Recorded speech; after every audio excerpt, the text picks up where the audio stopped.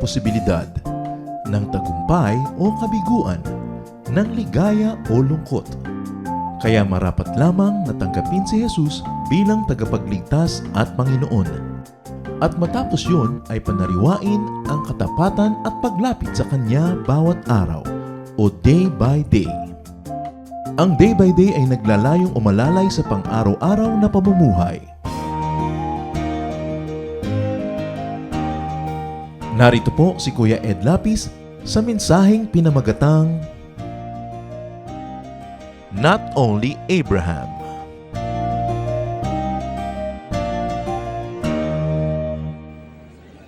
The Lord is exalted on high, the Lord reigns, the Lord is all-powerful. Ang pamagat po ng pag-aaral natin ngayon, not only Abraham. Hindi lang naman si Abraham Salamat sapagkat kami, Panginoon, ay patuloy niyong binibigyan ng buhay, pinahihiram ng panahon. Patawarin niyo kami sa mga kasalanan namin. Linisin niyo po kami at paging dapating lumapit sa inyo, mga has na humingi ng pagpapala.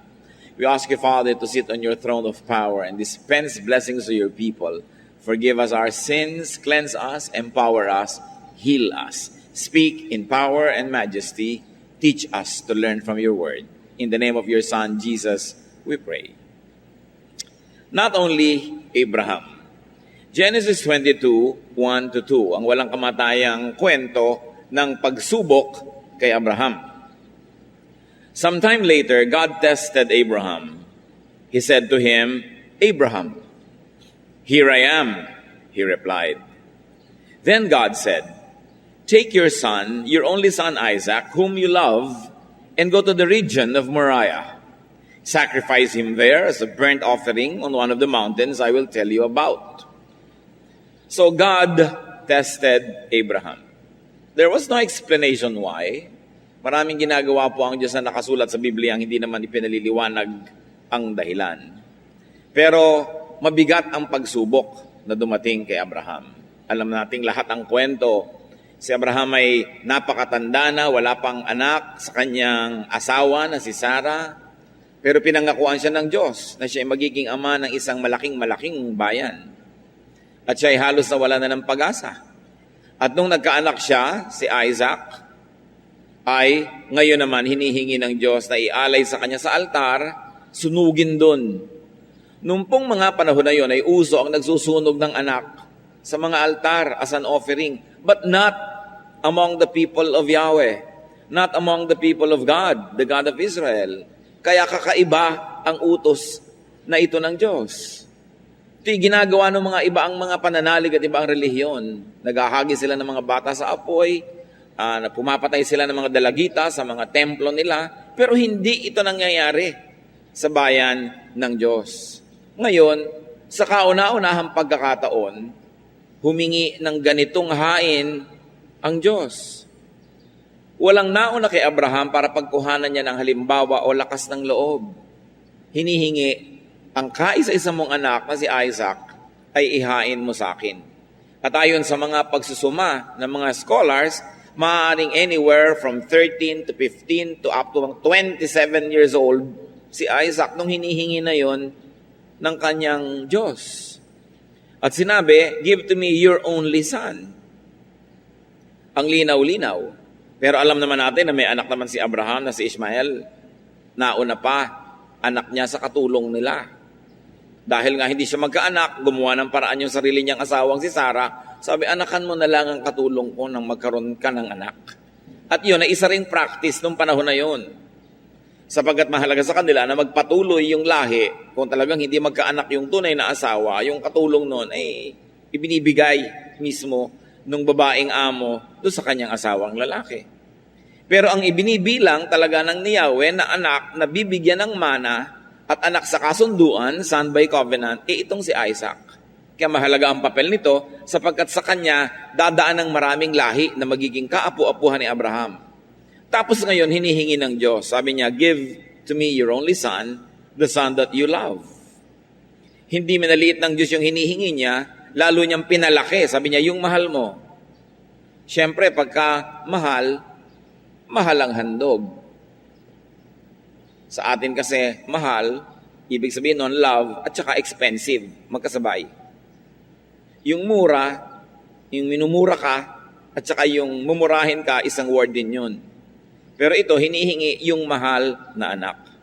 At sabi, sacrifice him as a burnt offering. Yung anak na halos ay hindi mo padapuan ng langaw, ngayon ang hinihingi ng Diyos, ialay. Yung burnt offering, ibig sabihin, itatali mo yung hayop para hindi makapagpumiglas at siya ay sasaksakin mo para ang dugo ay lumabas at pagkatapos susunugin mo siya at yun ang burnt offering. At yun ang hinihingi ng Diyos kay Abraham na gawin sa sarili niyang anak na pinakamamahal. At the time, Abraham was 100 years old, or rather, Abraham was 100 years old when Isaac was born. So anywhere from 15 to 37 years ang pagkakalkula ng mga scholar kung kailan si Isaac ay in-offer. Maaring at least 15 years old, at most 37.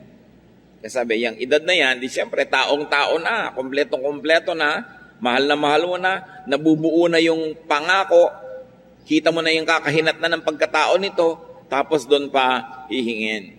Ano ang gagawin nyo kung kayo ang hinga ng kaisa-isa nyong anak na ganyan? Genesis 22, 3-5. Early the next morning, Abraham got up and saddled his donkey. He took with him 2 of his servants and his son Isaac. When he had cut enough wood for the burnt offering, he set out for the place God had told him about. On the 3rd day, Abraham looked up and saw the place in the distance. He said to his servants, "Stay here with the donkey while I and the boy go over there. We will worship and then we will come back to you." Sumunod si Abraham. At ang sabi sa atin, early the following day. Hindi nagpatumpik-tumpik. Kinabukasan, umaga, bumangon na. He got up. At anong ginawa? Nagsibak pa siya ng kahoy. Hindi niya inutos sa katulong. Kasi pag may offering, kailangan may apoy. Dala mo ang firewood. Hindi ka nakakatiyak na may makukuha ka na panggatong doon sa pupuntahan mo. Kaya dala-dala yung panggatong. And he took Isaac and the wood. At syempre, dala yung fire. Hindi naman uso yung posporo. Hindi uso ang lighter. Dala mo yung apoy at may dala ka pang langis para sa apoy na yon. At may reserba ka pang langis. Hindi mo alam kasi kung kailan ka makakarating doon sa pupuntahan mo. At sinabi, on the 3rd day, tumingala siya at nakita niya yung ibabaw ng bundok na inutos ng Diyos na puntahan niya at doon niya ialay ang kanyang anak. Hindi pa siya nakarating nung 3rd day. Nakita pa lang niya yung pupuntahan. Kayo nga, makikita nyo dyan pagka on a clear day, nakikita nyo yung ibabaw ng Mount Banahaw o Mount Makiling. Hindi ibig sabihin nandun na kayo, nakita nyo pa lang. So anong sinasabi dito? There was lots of time to travel, lots of time to be tired, and very importantly, lots of time to change his mind. Pwede ka namang umuo sa Diyos agad pero kinabukasan, ay, napalaki yata yung pledge ko. Binawi mo na dahil lumampas ang ilang oras. Ito, 3 araw na ang nakakalipas, hindi pa siya nagbabago ng isip na ibibigyan niya yung kanyang anak. Kahit may oras. Kaya si Satanas, pag gusto tayong dayain, pinagmamadali ka. Para hindi ka na makapag-isip. Baka magbago pa yung isip mo. Pero ito, binigyan siya ng Panginoon ng napakaraming oras para magbago pa ng pasya. Nung makita niya yung ibabaw ng bundok at matarik na yung aakyatin, hindi na pwedeng isama yung sasakyang hayop, iniwan na niya. At sabi niya sa 2 katulong na lalaking kasama niya, "Stay here. Dito kayo, bantayan niyo ang hayop, at kami namang anak ko, we will worship." Alam niyo, hindi madaling sabihin yung we will worship kasi kung kukompletohin natin yung sentence, we will worship in spite of the offering. Sasamba kaming mag-ama kahit itong anak ko ang handog. Pupunta kami. God's requirement for offering would not prevent worship. Tayo po, what prevents worship? Anong pumipigil sa atin para sumamba? May ulan, may baha, may strike ang mga jeep, maalikabok, mainit, tinatamad, puyat, malayo. Ito yung anak ang ihahandog Pero hindi napigil. magwo-worship pa rin. At ang pananalig, tingnan nyo, sabi niya sa dalawang katulong, we will come back. Ihahain niya ang kanyang anak, handa siya, pero meron siyang pananalig na pag uwi niya, kasama pa niya rin. Sabi niya, we will come back. This is faith in motion. He did not know how they would come back together, but he trusted God. May tiwala. Kakaiba ang kwentong ito dahil kung hindi naman kakaiba, ba't pag-uusapan pa natin ngayon? Ang tagal lang nga nangyari, dapat nalimot na to. Pero talagang kakaiba. Genesis 22, 6-7. Abraham took the wood for the burnt offering and placed it on his son Isaac, and he himself carried the fire and the knife. As the two of them went on together, Isaac spoke up and said to his father Abraham, "Father?" "Yes, my son," Abraham replied. "The fire and the wood are here." Isaac said, "But where is the lamb for the burnt offering?" Sobra namang makabagbag damdamin. First of all, they took the wood. Ipinasan ang kahoy dito sa iyo offer. Parang naguguni-gunita natin si Kristo. Pasan-pasan niya yung kahoy, yung krus. Tapos siya yung iyo offer, aakyat din siya sa bundok. Nakikita niyo yung kwento paulit-ulit, may pattern. Isaac was going to offer at the top of the mountain, but he had to carry the wood on his shoulder. Just like Jesus, that was going to be offered at the top of Golgotha, and he carried the wooden cross on his shoulders. And then, of course, there was the fire. At kagimbal-gimbal, the knife. Knife, alam mo na kung sino ang tutusukin nun. Sacrifice talaga ang sinusuong ng mag-ama. And you must appreciate Isaac. Kinakabahan na rin siya. Sabi niya, nasaan yung lamb? Baka ako yan. Diba? Kasi, pero hindi siya tumanggi. Kung minsan ginagawa nating hero si Abraham, hero din si Isaac, hindi siya pumayag na ma-offer. Tulad ni Jesus, pumayag na siya yung ma-offer.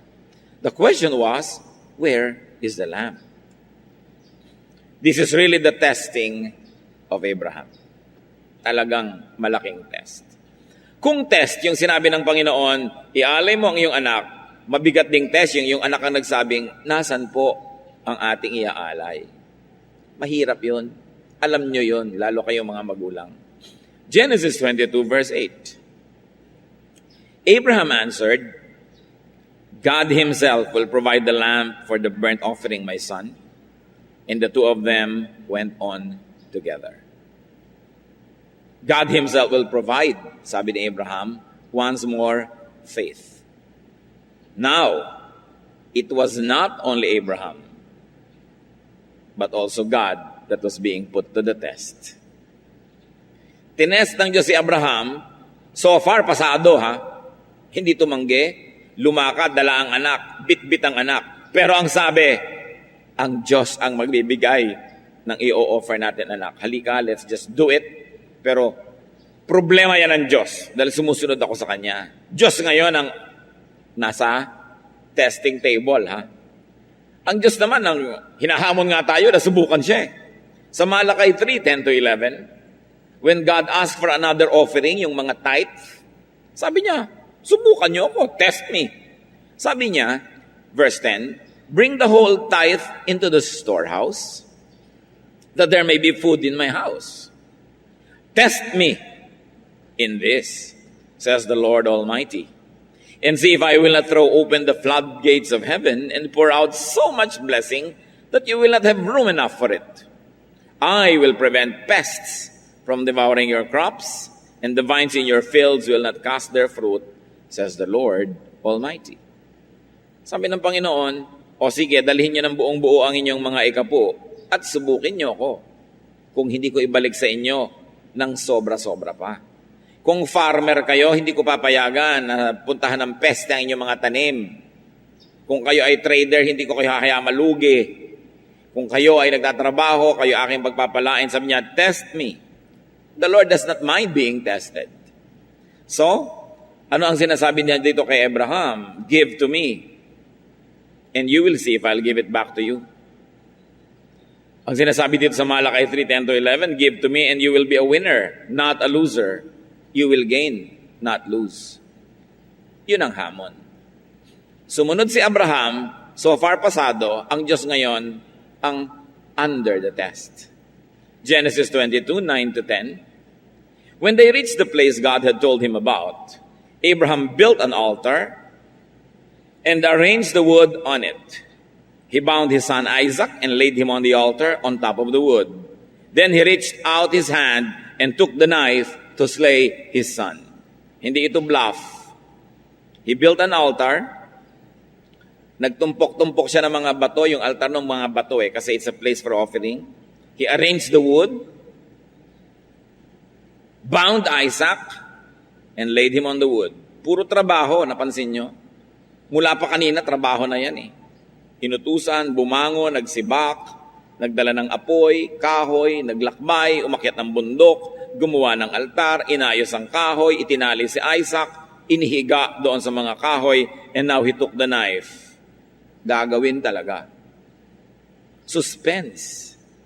Puro action, puro gawa, puro trabaho. Nakikita niyo ang ibig sabihin ng sumamba? Pagkilos, paggawa, sakripisyo, paglilingkod. Sukdang ito ay kawalan sa'yo sa biglang tingin. At gagawin na lang niya ang gagawin, inangat na niya ang kanyang kamay para saksakin ang anak. Masyadong bloody yung kwento. Genesis 22, 11-12. But the angel of the Lord called out to him from heaven, Abraham, Abraham, here I am, he replied. Dalawang here I am na to. Do not lay your hand on the boy, he said. Do not do anything to him. Now I know that you fear God because you have not withheld from me your son, your only son.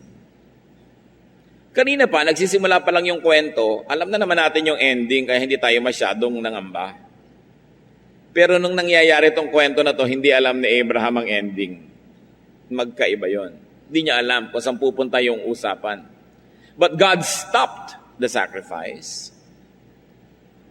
Hindi naman ipinatuloy ng Diyos Ano naman ang mapapala niya na mamatay si Isaac, di ba?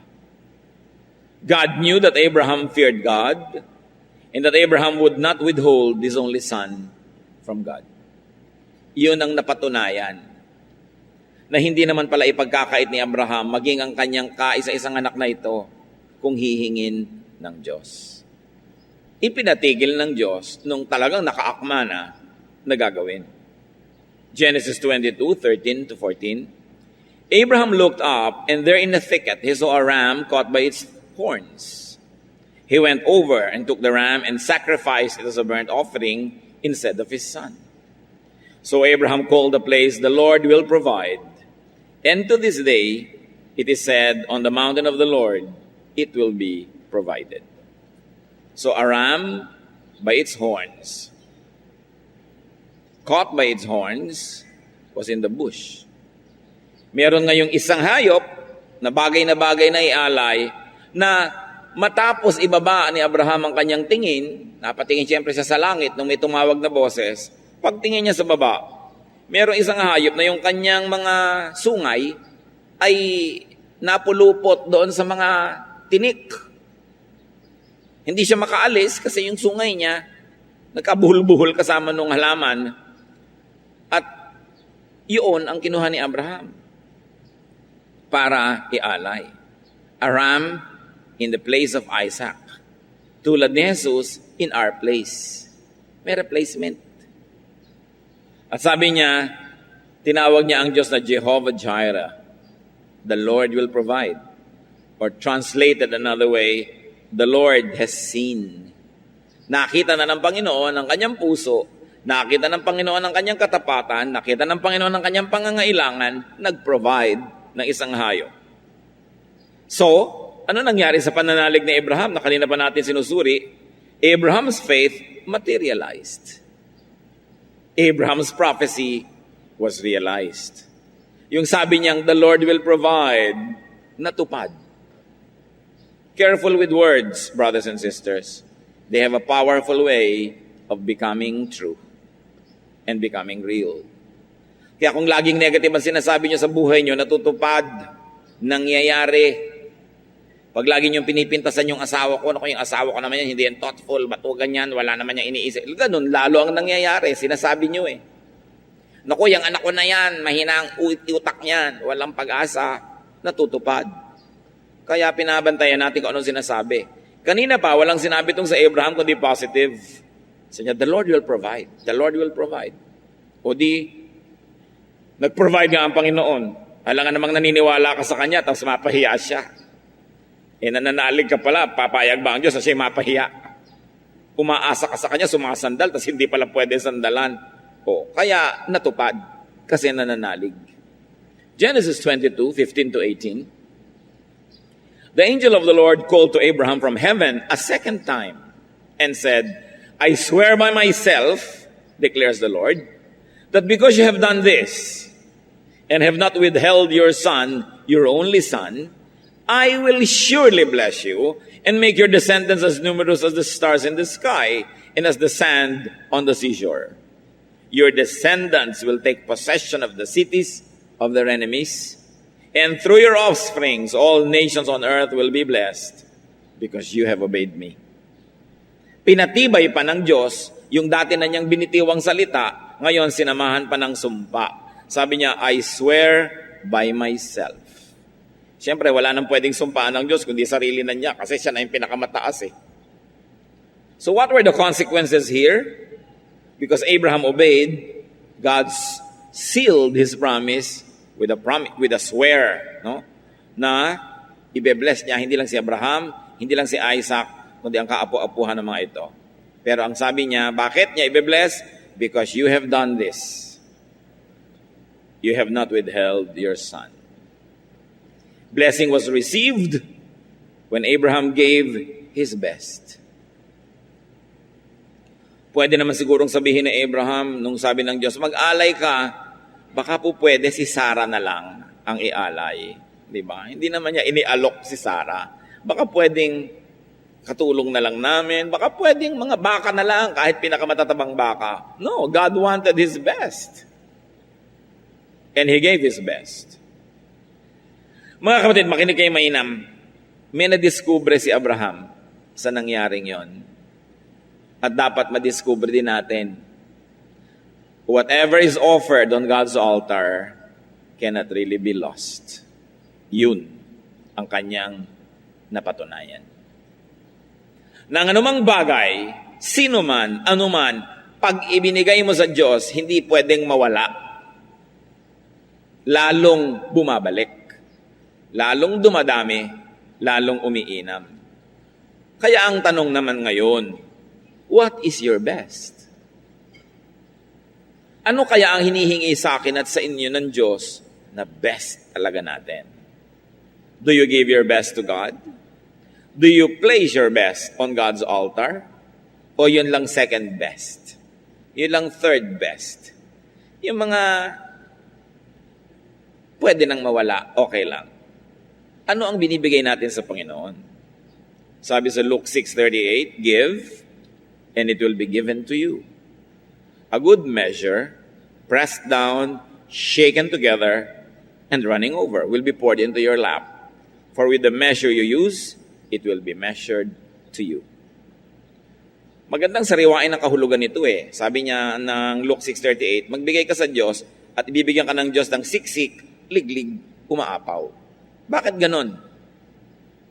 Kasi grain ang pinag-uusapan dito, yung mga trigo, kumbaga sa atin, bigas, na nung araw, pag binibili, sinasalop, sinusukat sa mga lalagyan. Hindi naman tinitimbang sinusukat sa mga lalagyan. Ngayon, pagka madaya ang tindera, magaling siyang magbuhos ng grain na yon, parang may mga hangin pa yan sa gitna. Akala mo puno na yung lalagyan mo, dali-dali ngayong isasalin sa supot. Pero ang hindi mo alam, bigyan mo lang ng konting oras, bababa yung grain na yon. Kasi maganda lang ang pagkakalagay, magaling yung pulso ng nagbuhos. Pero bababa, kulang sa sukat. Pero ang sabi ng Panginoon, pag siyang binigyan nyo, pag siyang nagbigay, ang ibibigay sa inyo, good measure, walang daya. Hindi lang inilagay doon sa salop o doon sa lalagyan, siniksik pa. Tapos magkakaspace uli, lalagyan na naman, sisiksikin uli. Shaken together, kinalog-kalog-kalog para mag-settle, para magka-space uli, lalagyan na naman. At umaapaw pa.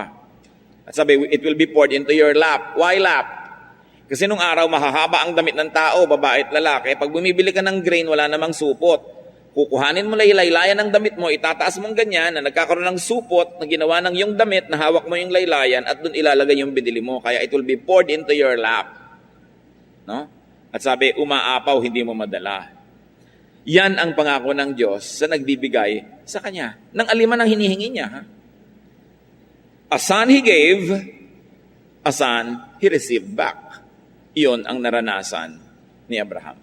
At hindi lang son, kundi a nation coming from Isaac. Ang totoo niyan, Abraham gave his 2 sons to God. Isaac through offering, and Ishmael through separation. Kasi nung nagkaanak siya sa kanyang katulong, nung nagkaanak naman tong tunay na senyora sa bahay, nag-away na yung dalawang babae, kainggitan na. So ang sabi ng Panginoon, paghiwalayin mo para hindi magulo. So ibinigay niya si Ismael through obedience na nagkahiwalay sila mag-ama dahil mahal na mahal din niya si Ismael eh. Binigay din niya sa Diyos. Sinunod niya yung payo. So, may isa pa pong challenge dito sa storya na ito. Madalas hindi napapansin. Yung hayop, yung ram. We can be a ram. Pwede tayong maging Isaac, tayo yung ino-offer, willing naman tayong ma-offer, tayo yung Abraham, tayo yung nag-o-offer, at pwede din tayong maging ram, tayo naman yung supporting role. Jesus served as our ram. We were saved from having been killed on the cross because Jesus took our place. Siya yung nagsuporta. Ngayon, saan-saan tayo pwede maging ram, mga kapatid? Well, you can sacrifice your time, your talent, and treasure for a greater cause.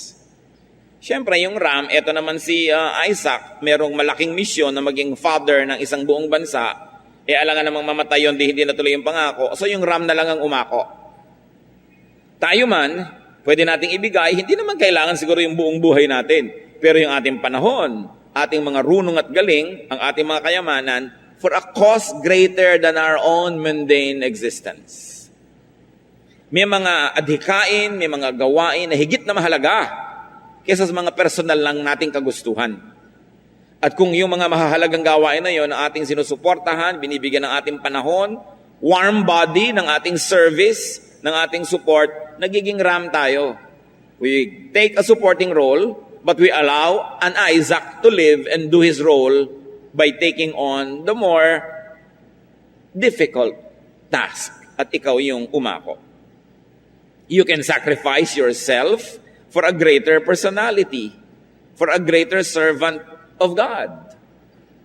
Na nandun ka lang sa background, tumutulong, para magawa niya yung gagawin niya. Ang totoo nun, pag kinompute yung mga achievement, kasali ka dun. Kasi yung mga big and great people, katulad nitong si Isaac, would have not been able to do his part kung yung ram hindi inako yung lugar niya. So inaako mo yung lugar para yung higit na tinawag, para sa higit na mas matinding mga gawain, maging malaya at magawa nila yon. This is the ministry of the ram. Sabi sa John 3:30, si John the Baptist mismo, referring to Jesus, He must become greater, I must become less. Hindi naman kasi pwedeng dalawa kayong great, di magsisiksikan kayo. So para may mangyari, somebody must be a ram. Somebody must take a second place. Somebody must sacrifice and say, let him achieve. Tutulungan na lang namin. Parang mga kapatid ni Jose Rizal. Ang laging may monumento si Jose Rizal. Wala pa kamakit ng monumento ng mga kapatid niya. Pero hindi siya naging Rizal kung hindi sa tulong ng mga kapatid. Ang kanyang kuya na si Pasiano hindi nag-asawa buong buhay para suportahan ang mga adhikain ng kanyang kapatid na si Jose. Ang mga kapatid na babae, noong si Rizal ay naghihirap, nag-aaral sa Europa, nag-iimprenta ng Noli Me Tangere, ng El Filibusterismo, hindi maka-afford ng heating sa kanyang bahay kahit winter. Ang mga kapatid na babae nagpapadala ng sulat, nakalakip ang mga hikaw, mga kwintas, mga alahas, para gastos ni Rizal sa kanyang mga pag-aaral at pagpapalimbag ng mga libro. Pagka merong isang Isaac na nakawala, merong isang Ram na umako. Pag merong isang Rizal na dumakila, may mga sumusuporta. Pero sa tingin ng Diyos, lahat yan pantay-pantay. Iba-iba lang siya ng ibinigay na assignment, pero pare-pareho kayong member ng team. At kung hindi ka man dinadakila, binagagawa ng monumento ng tao, hindi nalilimot ng Diyos kung ano ang papel na ginagampanan mo para magawa ang mga ipinapagawa niya, lalo sa church. You become a part of that great thing. Para mangyari ang nangyari at magtagumpay si Abraham, Abraham had to overcome himself. Yun ang una niyang kalaban. Willing ba siya na sundin ng Diyos? Willing ba siya na lumungkot? Willing ba siya na mawala ng anak? He had to overcome his Sarah. Siyempre, uuwi siya, hindi niya dala-dala si Isaac. Kung natuloy yung offer, anong ihaharap niyang mukha sa kanyang asawa? But he had to overcome that. He had to overcome Isaac.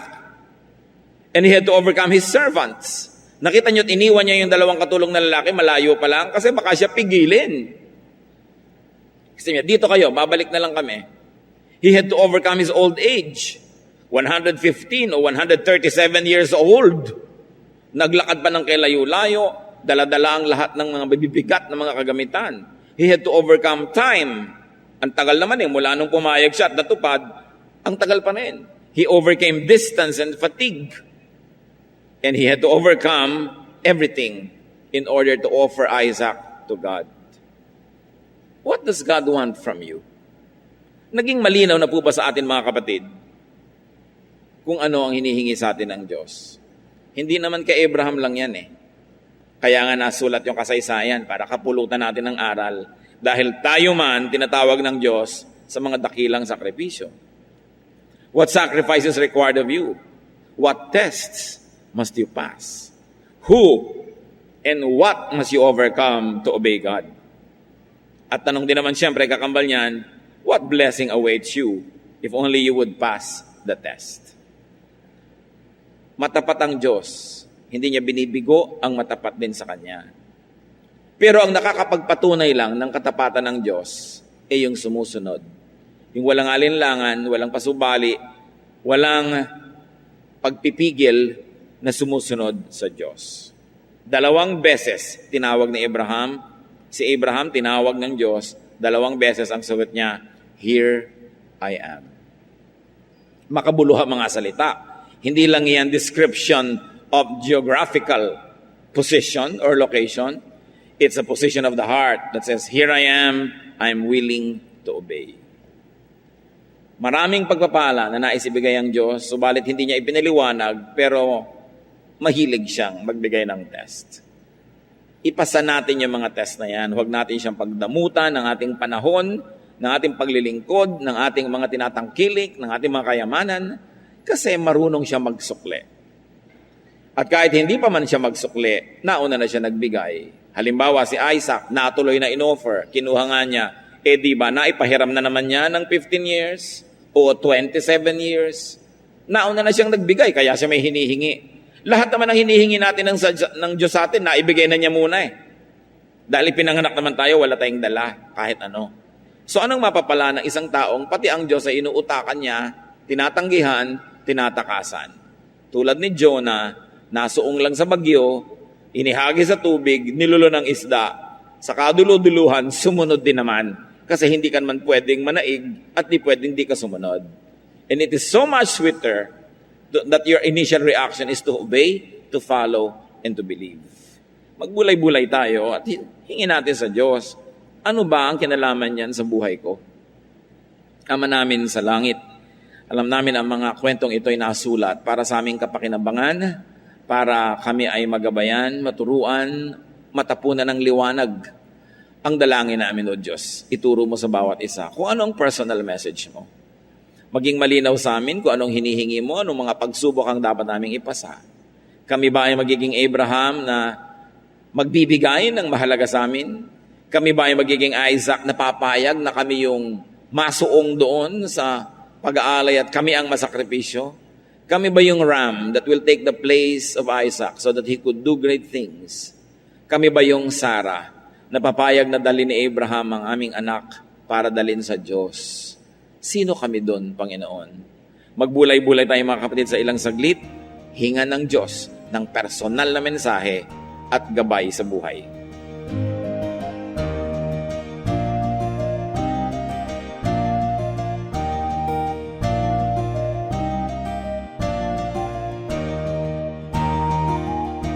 Ang katatapos pong mensahe ni Kuya Ed Lapiz ay pinamagatang Not Only Abraham.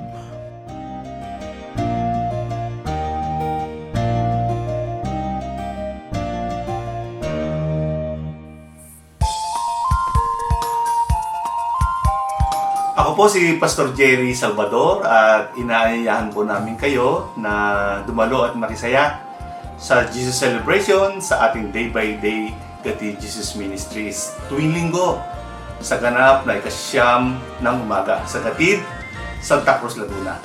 Para po sa dagdag detalye ng schedules at lokasyon, narito po ang mga contact details. 0915-655-0756 at 0921-411-0987. Pwede rin po ninyong bisitahin ang aming FB page, ang Day by Day Gatid Jesus Ministries. Halinang ipagdiwang ang Panginoong Jesus.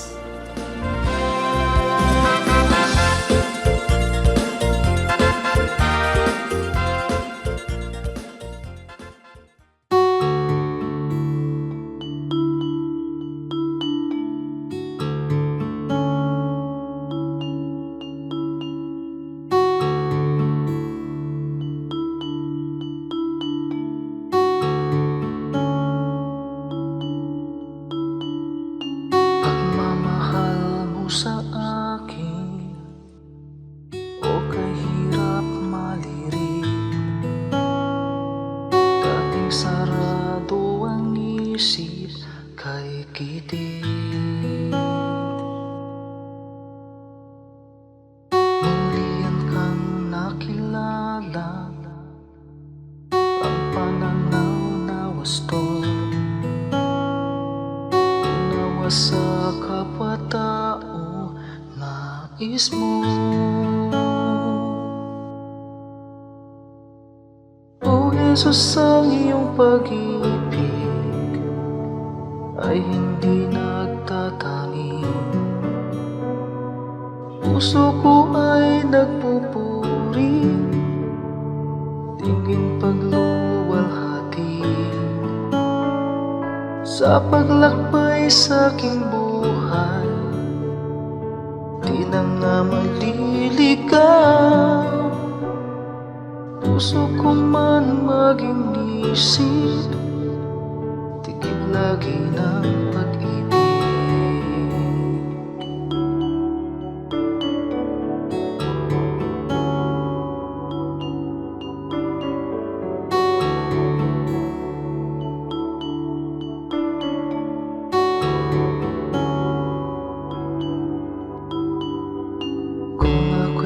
Magsalita man, wika ng bawat tao.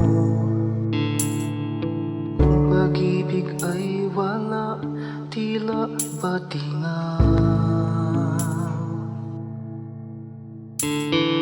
Ang dalisay na pag-ibig ay mapagpahinuhod at hindi na nagkukulang kailanman. O Jesus, ang iyong pag-ibig ay hindi nagtatangi. Puso ko ay nagpupuri, tingin pagluwalhati sa paglakbay sa aking buhay. Di na nga maliligaw, puso ko man maging isip, tikip lagi ng pag-ibig. O Jesus, ang iyong pag-ibig ay hindi nagtatangi. Puso ko ay nagpupuri,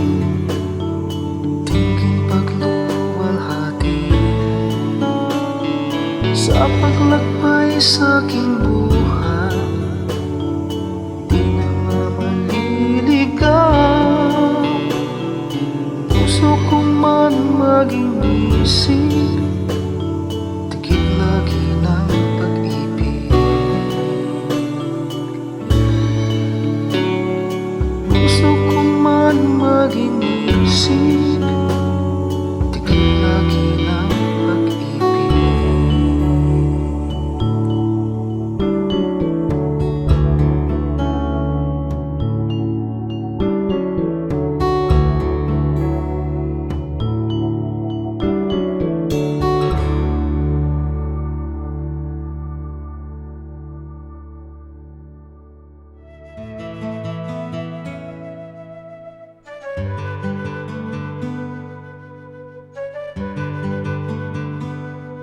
Bakit ang mga Pilipino mahilig magsama ng iba kahit sila lang naman ang iniimbita?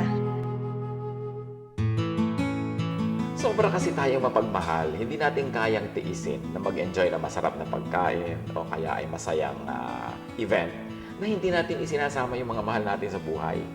Kaya tuloy kahit tayo lang ang imbitado, pag meron pa tayong nakitang mga kilala natin, kaibigan na sa daan, niyayaya pa natin. Hindi kasi kaya ng loob natin na may puwera.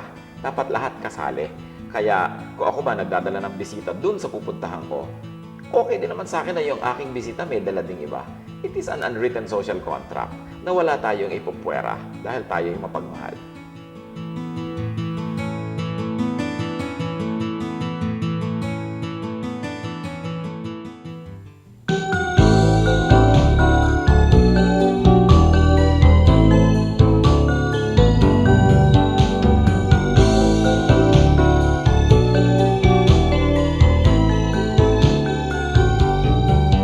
Bigyan mo ako ng pusong laging may awit, hindi nagagalit.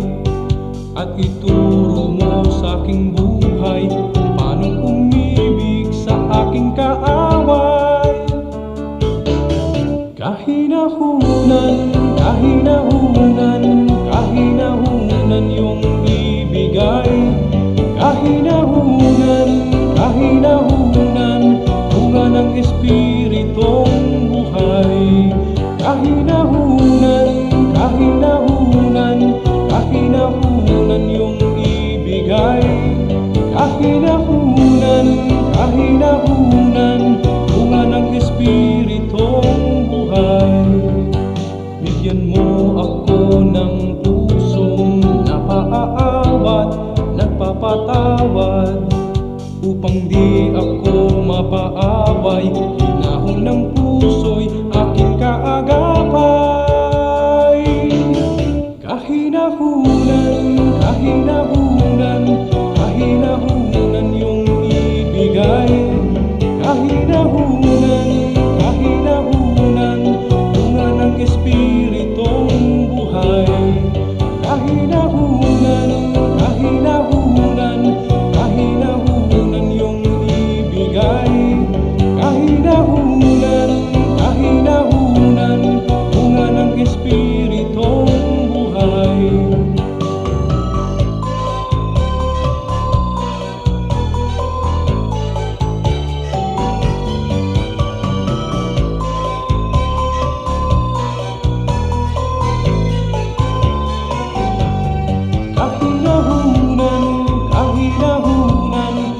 kahinahunan yung ibigay. Kahinahunan, kahinahunan, bunga ng espiritong buhay. Kahinahunan, kahinahunan, kahinahunan yung ibigay. Kahinahunan, kahinahunan, bunga ng espiritong buhay. Kahinahunan, kahinahunan, kahinahunan yung ibigay. Kahinahunan, kahinahunan, bunga ng espiritong buhay. Bunga ng espiritong buhay. Bunga ng espiritong buhay. Bunga ng espiritong buhay.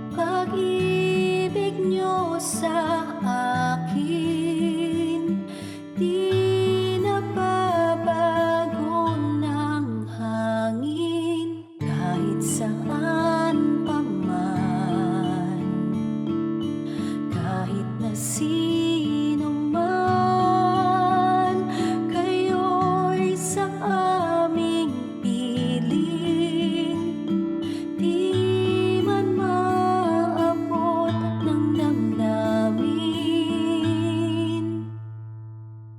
Ang pag-ibig niyo'y wagas, hindi magwawakas.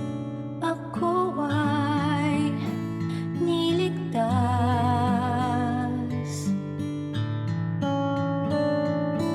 At pag-ibig niyo'y sapat, sa akin ay tapat, kahit na di ako karapat-dapat.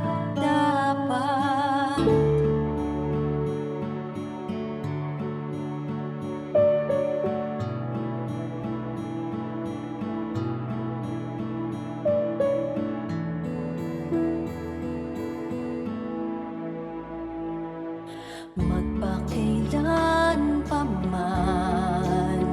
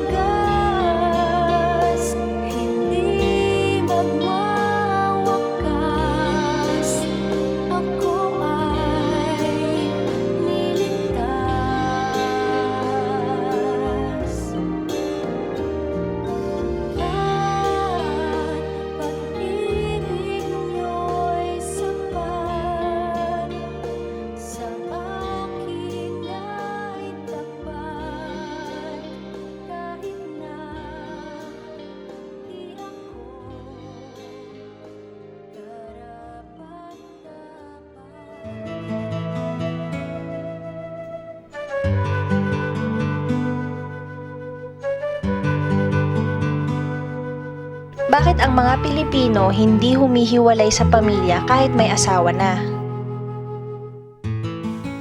Siguro may economics involved kasi hindi naman lahat ng tao nakaka-afford humiwalay. Pero kahit na nga nakahiwalay pa rin yan, madalas nandun pa rin sa magulang. Kasi gusto nga natin sama-sama. Ito ba mga malalaking bahay, yung master bedroom, nandun din yung mga anak, doon din nanonood ng TV, doon din nakikipagtumpukan sa mga magulang nila at madalas doon din natutulog kahit may mga sariling kwarto. Kasi tayo, we thrive in each other's company.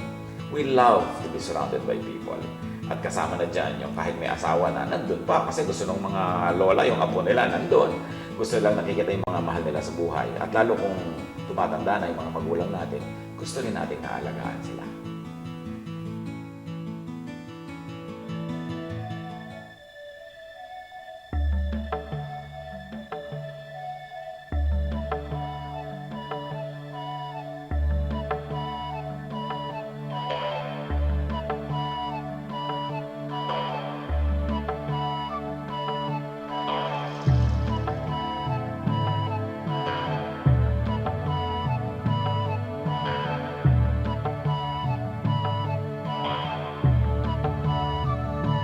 Sa pagsikat ng araw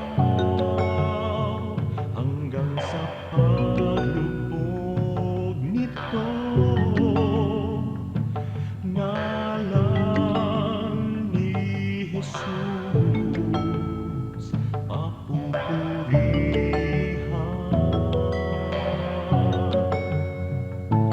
Sa pagsikat ng araw hanggang sa paglubog nito, ngalan ni Jesus papupurihan.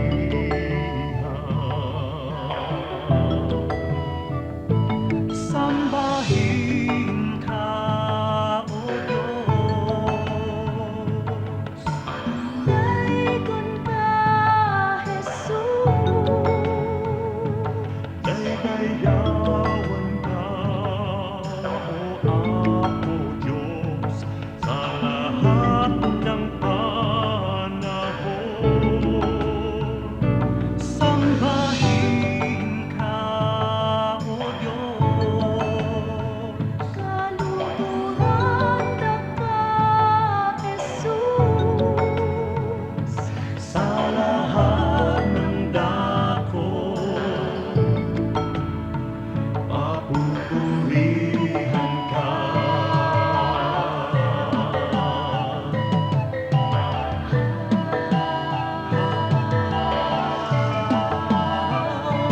Sa pagsikat ng araw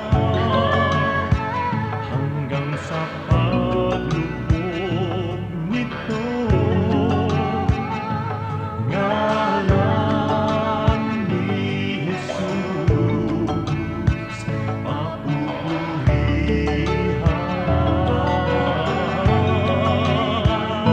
Sa pagsikat ng araw hanggang sa paglubog nito, ngalan ni Jesus papupurihan.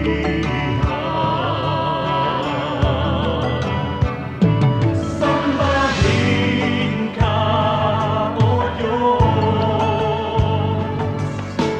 Daikon ka, Jesus.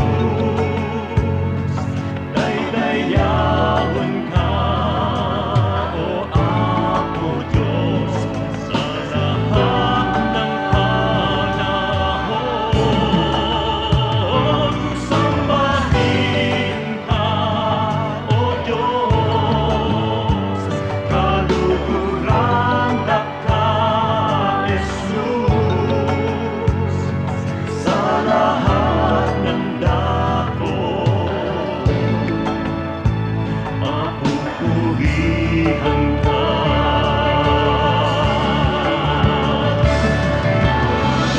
Sa pagsilay ng liwanag mula doon sa silangan, nadarama at nakikita ang sa inyong pagmamahal. Lumalandas, humahawan, tumatanglaw sa aking daan. Nangunguna, gumagabay sa aking bala ng hakbang. Sa pagdatalyaong gabi na malamig at mainam, akin namang nalalasap ang inyong kapayapaan. Patinigning ng bituin at liwanag niyang buwan, ay banayad kaya dulot ay madlang kapahingahan.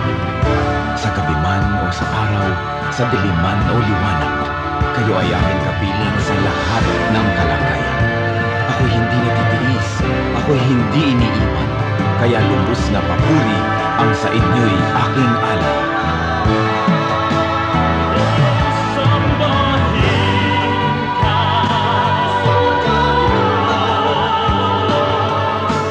daigod ka, Jesus. Daydayawan ka, o Apo Diyos, sa lahat ng panahon.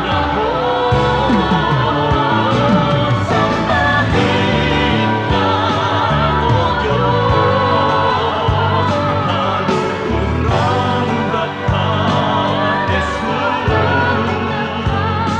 sa lahat ng dako. Sambahin ka, daigod ka, Jesus. Daydayawan ka, o Apo Diyos, sa lahat ng panahon. Sambahin ka, o Diyos, kalugurang dakha, Jesus, sa lahat ng dako.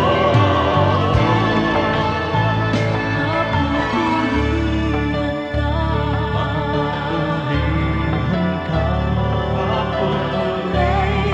ka, daydayawan ka,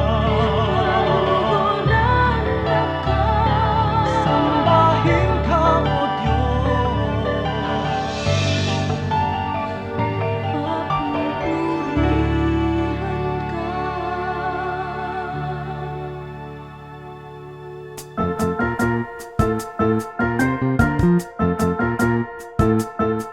Oras na po para pansamantalang magpaalam ang programang Day by Day. Tayo po'y magsama-sama tuwing ika-6 hanggang ika-7 ng umaga, araw-araw. Magandang umaga po at mabuhay ang Panginoong Hesus!